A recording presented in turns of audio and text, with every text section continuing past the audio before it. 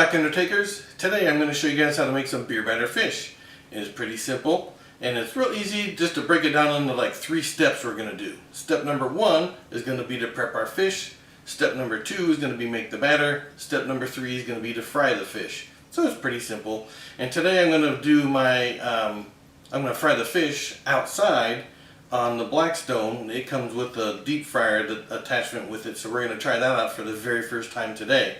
I know I've done another fish video in the past and I deep fried it on the stovetop, but today we're going to go outside so I don't stink up the whole house. So the oil's heating as we speak. So you'll just need to get yourself a nice piece of fish. I've got some northern whiting here. I don't think I've ever had it, but we'll try it out. We'll let you know at the end if it's any good. You could use cod or whatever other, some catfish, whatever kind of fish that you want to deep fry, this will work for. So step number 1 is going to be to prep our fish, and I'll show you how to do that. Okay, I've opened the bag of fish, I drained all the water out of it, but now we want to make sure our fish is really, really dry. So that's important. Make sure your fish isn't still wet. So we're just going to bring it out here and kind of pat it dry. Okay, so I've got the fish out of the bag. I've dried them all off, so they're good to go now. And now I'm just going to cut them because that's a little bit long to get into the fryer. Now if these were thick pieces of fish, I might split them lengthwise, but since these are pretty thin, I'm just going to leave them the thickness that they are, and I'm just going to cut them in half lengthwise. That way when I put them into the fryer, 2 pieces will fit in there nice just like that. So I'm just going to continue to cut these up, and then we'll move on to the batter section. Okay, so now our fish has been dried, it's been cut into manageable pieces. Now we want to work on the dry breading. So before we make up the beer batter, we want to put a little bit of a dry coating on this. And to do that, I'm going to use some cornstarch here. And I'm not measuring this, I just happen to have a tablespoon sitting here. But I'm not measuring this in any way. You just want to sprinkle some onto a plate. Just to have some, just to make sure you have enough to run the fish on. I'm going to add a little salt and pepper to that.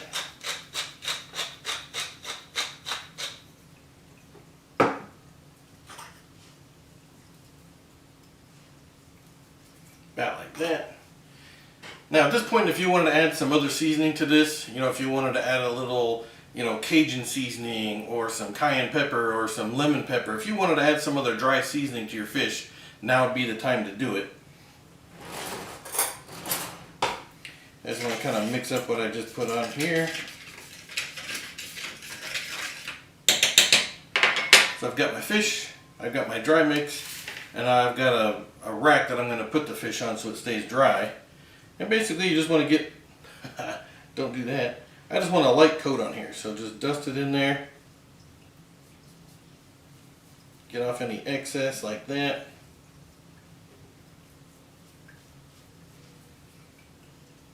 Don't forget the end.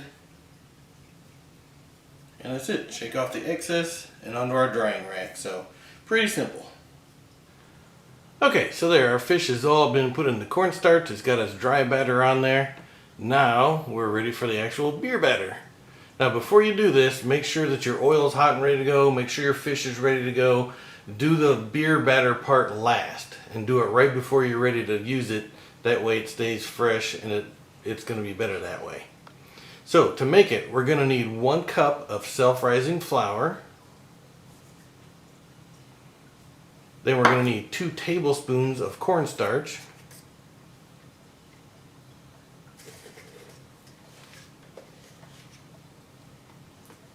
And then, even though there's some in the self-rising flour, we want to go ahead and add a 1/4 teaspoon of baking powder.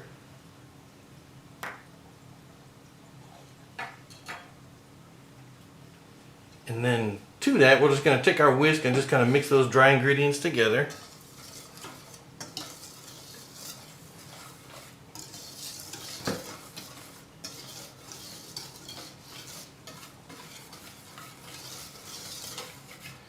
Alright, and then for the last part, here's where we're going to add our beer. And there's really no measurement to it. You want to just add it until it gets to the consistency that you want. And don't buy a good beer. This isn't a cheap beer. I bought a large can in case I wanted to make 2. In case I wanted to make up 2 batches of the batter. But pour it in, roughly, start off with maybe a cup or so. Whisk it in. And so the thicker your batter, the thicker it's going to be once it's on the fish and you're cooking with it. You know, and I don't want, 2 inches of batter on my fish being all gummy and gross. So I'm looking to get this kind of like a pancake batter consistency is what we're looking for. So just put some beer in there, add a little bit more, stir it up until it gets what you're looking for. Alright, so there's our batter. So we're going to make our way out to the hot oil that's waiting for us and get this fish going. Alright, talk loud enough, hopefully you can hear me. And my oil's way too hot. I got my burner down as far as it'll go, and the oil's at about 450. So once I get some fish in there, it'll drop and we should be okay. So, I'm going to get it battered up.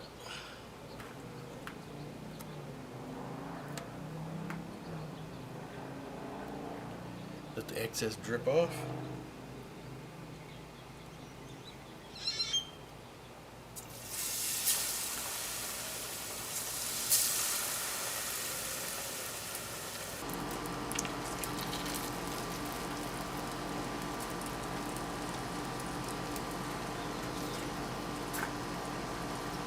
You got 10 minutes to do that. Alright, and then after a few minutes, there you go. Beautiful golden brown piece of nice fish.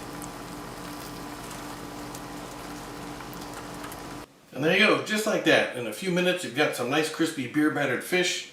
Look how perfect it is. A big platter of fish. These first two got a little dark. They were in the oil, was a little hot when I first started. But other than that, you can tell the rest of them came out pretty much perfect. You can tell they're crispy. Nice and flaky inside. Woo.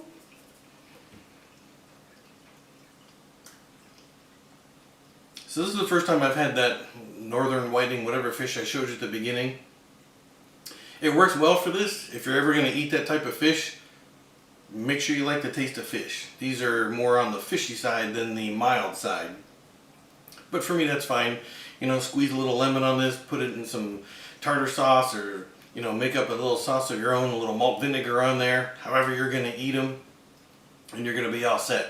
So, this video was more about the batter than it was in the process than it was just the fish. So, now you know an easy way to make some batter.